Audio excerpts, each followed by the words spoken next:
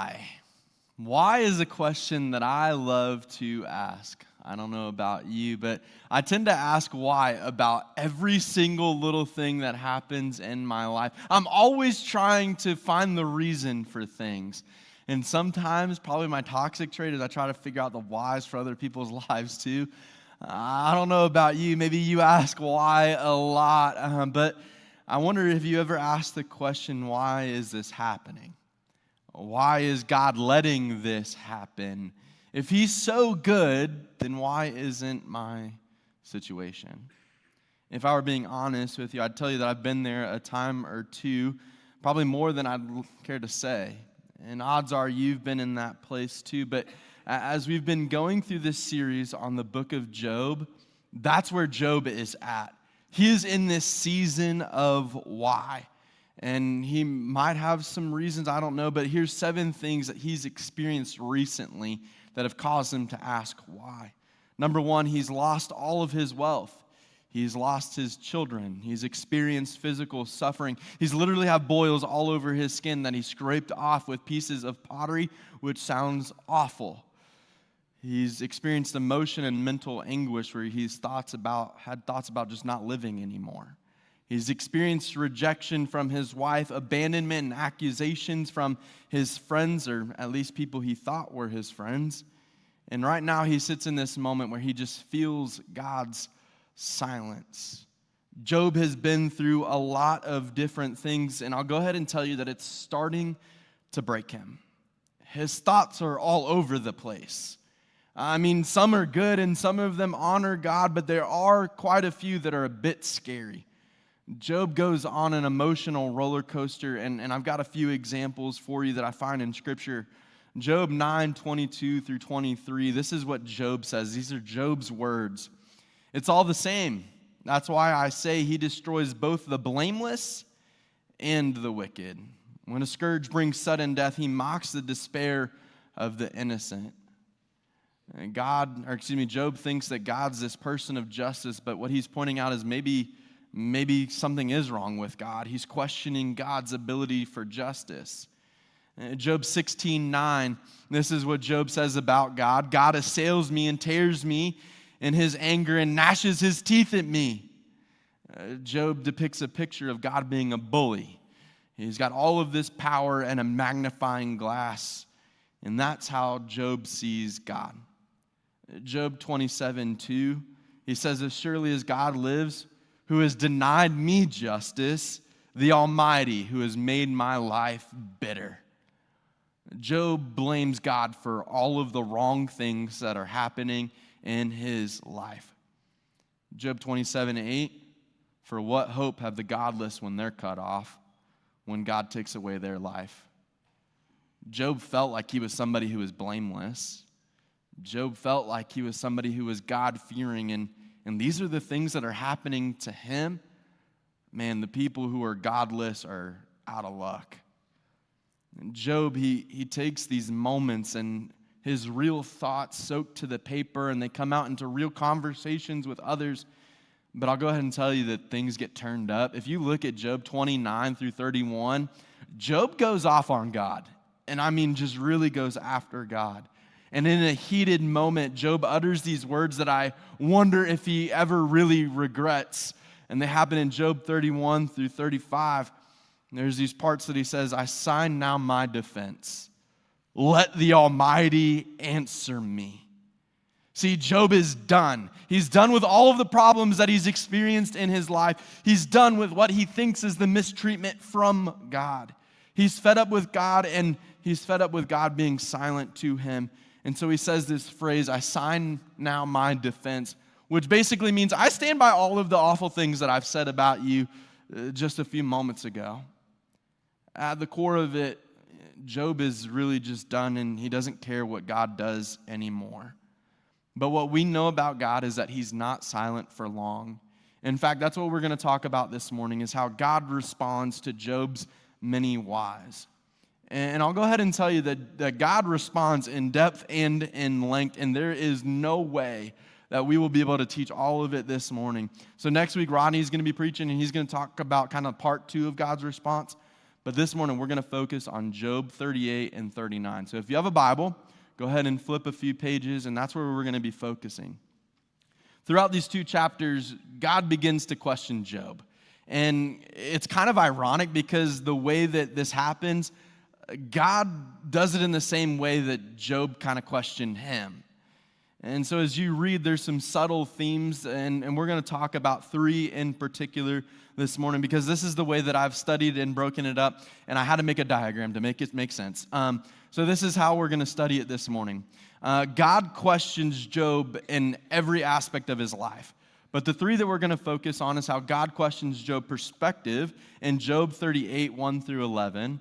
Then we're going to talk about how God questioned Job's power in Job 38, 12 through 31. And then lastly, how God questions Job's compassion in Job 39, 1 through 30. So we'll take a look at that first part. And there's some good verses to kind of hone in on. Verses 2 through 6 is where we see God speak to Job. And this is what he says. This is how the questions start off. Who is this obscures my plan with words without knowledge? Brace yourself like a man. I will question you, and you shall answer me. Where were you when I laid the earth's foundation? Tell me if you understand who marked off its dimensions. Surely you know who stretched a measuring line across it, on what were its footings set, or who laid its cornerstone. In just these first few verses to Job, God kind of goes off, and he's a little bit sassy, a little bit sarcastic, which I love when God is sarcastic. I think it's so much fun. But he's like, yo, Job, you've got all these questions for me. How dare you question me? I'm going to question you now. And you better be ready to answer. And here's the funny part about all of this. All of the answers that God has to question, they all point back to him. They all point back to how he's been around for a long time. And maybe God knows a thing or two about how everything is and how everything should be. But Job, on the other side of it, he feels like he has the right perspective. And so what God does is he questions Job and honestly us in the room this morning on our perspectives. But as God questions, he also speaks to reveal his perspective. Like us, Job has often been consumed with why. Why am I suffering? Why aren't my questions being answered? Why am I experiencing injustice in this world? Job's questions, they circle around God's capacity for justice. And if you were to ask scholars, this is kind of the whole point. That's the whole reason the book of Job is really written, is to try to understand God's justice.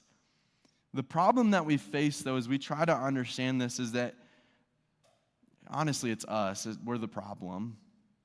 God's justice is bigger than our perspective. See, we have a singular perspective on what the world looks like, but it's not the end of the story. When our perspective isn't enough, the one that we should cling to is that of God's, because he is just. He promises to make things right in the end, but for you and I, it's hard. It is hard to see past what is right in front of us, to see that there's a larger picture to all of it. And the truth is that God sees all of it. He says he sees every situation, every moment, every person. And I know that this might sound crazy, but our perspective, your perspective on any given issue might be wrong. It might be. I don't know. Maybe. I want to prove it, though. And so we're going to play a game for just a second. There's going to be a picture on the screen, and it's a zoomed-in part of a photo. And I want you to tell me what the photo really is. I'm going to give you 3 seconds to tell me what this is. 3, 2, 1. It's actually a barnacle on the end of that whale's tail right there. Wow, didn't see that one coming. What about this next one? You've got 3 seconds to tell me what this really is. 3, 2, 1. It's actually a fly's eye. It looks a little bit creepy, so we'll move on to the next one. You got 3 seconds. Tell me what this is. 3, 2, 1. Well, it's actually this. It's a dad teaching his son how to jump into a pile of leaves. Obviously, I tricked you here. But that's kind of the point. Your perspective is not the same as mine, right? And our perspective is probably off from God's. See, God uses these first few words to point Job away from poor Job and his situation to the vastness of all creation. When God speaks, he shifts our focus from us to him. Guys, we live in a world that is so self-centered. We live lives that are often all about us, and it's not about us. Our life, our world, it should be centered around one thing, and it's God. When he speaks, he doesn't just address our small frame of view. He also questions who we're looking at. Is it us or is it him? We've got to figure that out this morning, but God continues to question Job, and he corrects his perspective. In the next part that we see, God questions his power. And we get a good glimpse of this in Job 38, 31 through 34. God questions Job in the vastness of all the things. He says, can you bind the chains of Pleiades? Can you loosen Orion's belt? Can you bring forth the constellations in their seasons or lead out the bear with its cubs? Do you know the laws of the heavens? Can you set up God's dominions over the earth? Can you raise your voice to the clouds and cover yourself with floods of water? As God speaks, he questions Job, and I imagine at this point Job starts to understand how limited he is, how small he is, how much power he really doesn't have, how maybe he has a lack of control over all of the things. I think this is why God questions Job in this way, not just to reveal his perspective, but I think God speaks to reveal his own power. We live in a world that it tempts us to think that we're in control. We trust our own plans. We trust our own wisdom. We trust our own abilities. But this passage should humble us and remind us that God is the one who holds everything together. He is the one that is loosening Orion's belt, who fastens the chains of Pleiades. He's the one who controls every star in the sky. It's not us. But that's what we think. We think that we have control over everything. See, when I was a kid, I went through foster care and through adoption, and it's a part of my story, and I think that I've come to grips with most of it. But when I was younger, that was not the case. I struggled with a lot of it. I struggled with all of the baggage. I can remember one moment in particular pleading for God to bring some deliverance or to just give me an explanation. I was living at a distant relative's house, and it was kind of this in-between house, like where I was getting ready to go to a different home to see if that was the right home, but I would stay there for a few nights, maybe weeks or a month. The guy who was in charge of the house, he was the dad of the family, and he struggled with his anger, to say the least. And one day he came back from work, and he must have had a terrible day at work. He walked in the door, and steam is just rolling out of his ears. And he starts to yell at his wife, and things escalate. They start to throw things, and fists are being thrown. And at some point, my brother picks me up, and he runs us into our bedroom. But I can still hear the things that are happening in the living room. And it's too much for me, so I made a decision. I was going to push my brother off of me. I ran through the doorway, through the hallway, and into the living room, and I stood before that mom and dad, and I just yelled at them, "Shut up! Start acting like a family." Bold move for a 5-year-old. I got picked up by my brother and escorted back to my room in a hurry. The fighting continued, and I guess the neighbors must have heard the yelling and all the commotion, and so they called the cops. And they showed up, and they took that man away. But because I was in the state system, I couldn't stay at a home where there was a case of domestic violence. So I wasn't allowed to live there anymore either. And I was put into the back of a cop car where I was going to be escorted somewhere. And I was sitting in the back of that car, and obviously I cried. And I wondered all the many whys. Why is this happening? Why can't I find a home? Why doesn't anybody want me? God, why are you letting this happen? And over the years, I've been to counseling and I've self-diagnosed myself a time or two. But maybe this resonates with you this morning. It's in the seasons where I ask why the most that I've lost the most control. I ask God why the most when I've lost control of everything. I ask why when my power has failed, when my plans fall through the floor, when I lose grips on control. That is when I ask why the most. And so this morning, if you're with me and you resonate with that, I want to encourage you to ask yourself this question. What am I holding together that only God can hold? What am I holding together that really only God can hold together? Maybe it's your future.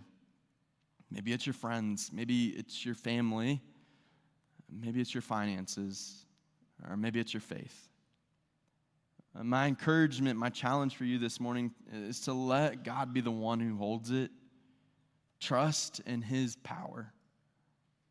Now, I'd be naive to be up here this morning and say that not all of us are there. Like some of us in the room, man, we struggle to trust God's power. We trust that God really is sovereign over every single thing. I mean, Job is in that same boat. He struggles to understand God's sovereignty over everything. And so if that's you, I want you to just lean in just for a moment because this next part is for you. See, God questions Job's perspective and his power, but then what he does subtly at the end is he questions Job's knowledge, and in doing so, his capacity for compassion.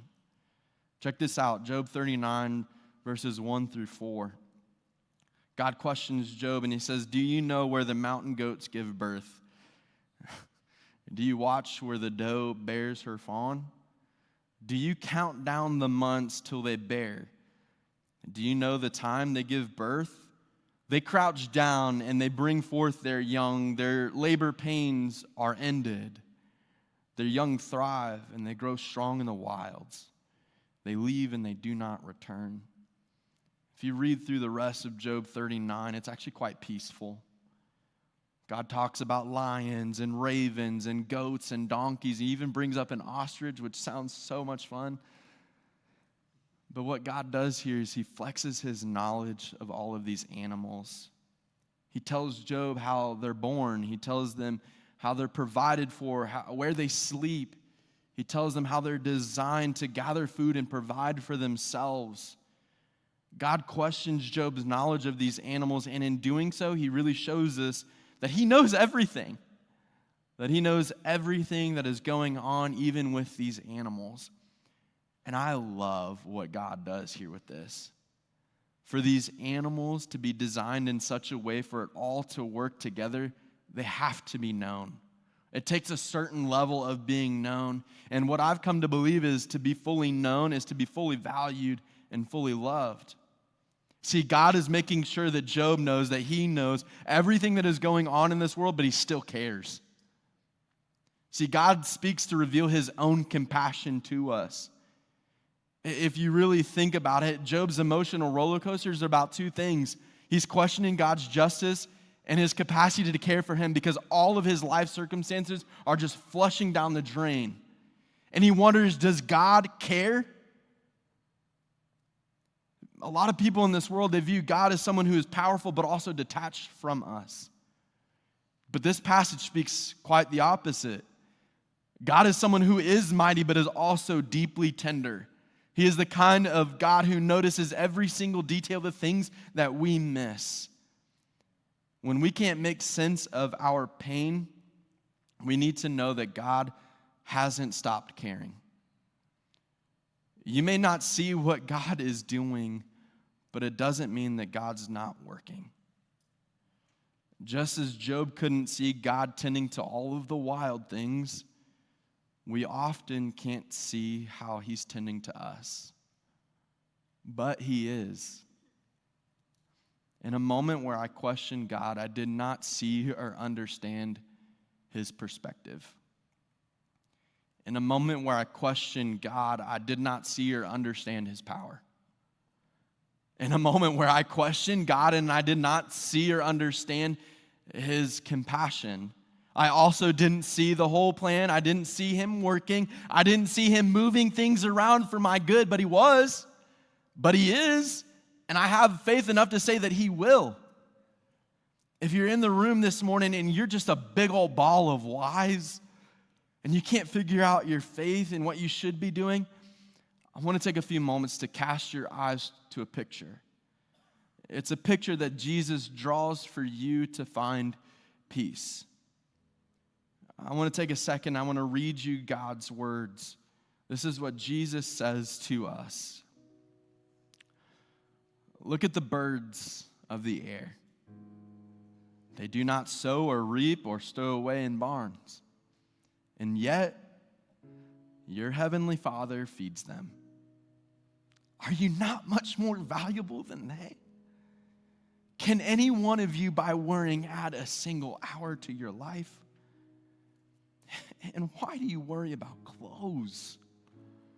See how the flowers of the field grow. They do not labor or spin. And yet I tell you that even Solomon in all of his splendor was not dressed like one of these.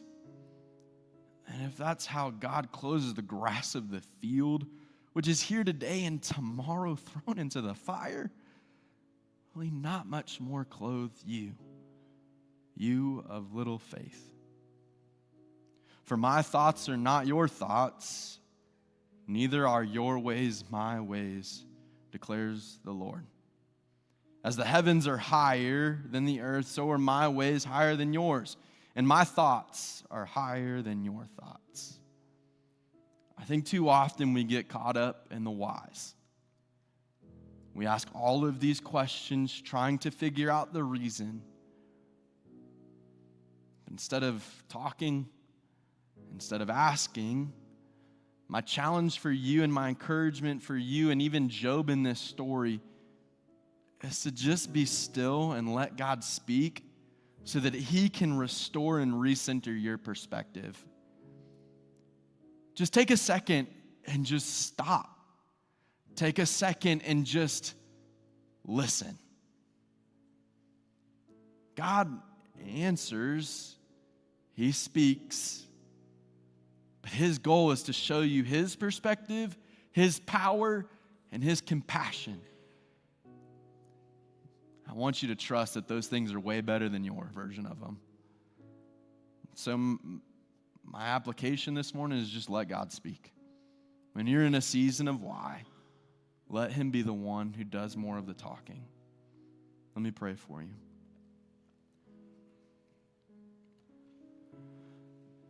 Father, I know that there are seasons where it's hard to understand the reason why for every situation, for every circumstance. Father, I know that you're working. I know that you're moving. But Father, I pray right now specifically for the people who can't see that. And maybe it's all of us. Maybe we really can't see it. And so God, would you help us to trust you? Would you help us to see your perspective? Would you help us to understand the vastness of your power and your capacity to care and show us compassion? Father, help us to lean into you instead of leaning on us. Father, would you help us to trust that your ways are higher, that your thoughts are higher? Would you reveal to us your love in this moment? And would you speak to us in Jesus' name? Amen. I believe that God can speak through anything and everything. I believe that God can speak to us through song and through worship. And so here in just a second, we're going to stand and we're going to sing, but my hope is that you would listen. You would worship, but you would maybe listen for God and what he has to say to you this morning. If you're in a season right now where you're just a ball of whys, you're not alone, I would encourage you to come to the altars and wrestle through some of those things. But if you just need someone to talk to, we've got prayer partners on either side of the stage. But we're going to take a second, and we're going to stand and we're going to worship, but we're going to listen to God speak. So let's do that together right now.